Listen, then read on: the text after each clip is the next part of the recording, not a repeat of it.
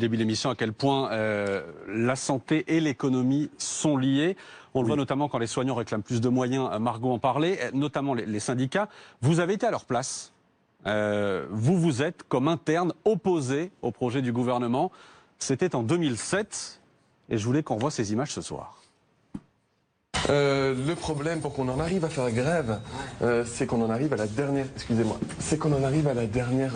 solution possible, puisque toutes les tentatives pour essayer de négocier directement avec le ministère se sont révélées totalement inefficaces.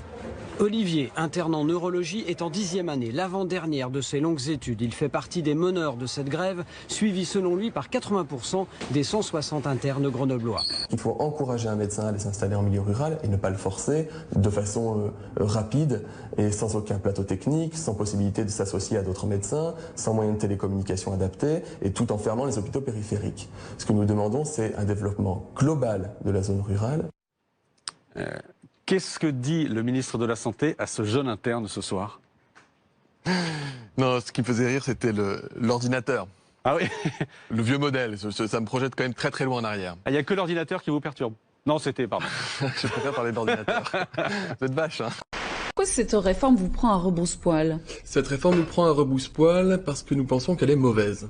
Elle est mauvaise pour plusieurs points. Je commencerai par dire qu'elle a été appliquée dans certains pays européens, des pays voisins comme l'Allemagne, la Suisse, mais des pays un petit peu plus loin comme le Québec, et que cela s'est soldé par une diminution de l'accès aux soins, une diminution de la qualité des soins, tout en ne résolvant pas le problème de la démographie médicale. Point encore plus important, c'est à l'origine d'une brèche qui peut conduire à une médecine à deux vitesses. Vous dites aussi que vous vous battez pour les patients, c'est pas juste un mouvement pour vous, c'est l'accès aux soins et le patient lui-même. Oui, tout à fait. Le patient est au centre de notre préoccupation actuelle. Alors, quelle est votre marge d'action? Parce qu'on sait très bien que si vous êtes en grève, vous allez être réquisitionné. Notre marge d'action, je dirais, dépend un petit peu de la ville dans laquelle on se situe. Il faut savoir que la continuité des soins sera assurée de toute façon. La direction de l'hôpital peut assigner des médecins seniors, voire des internes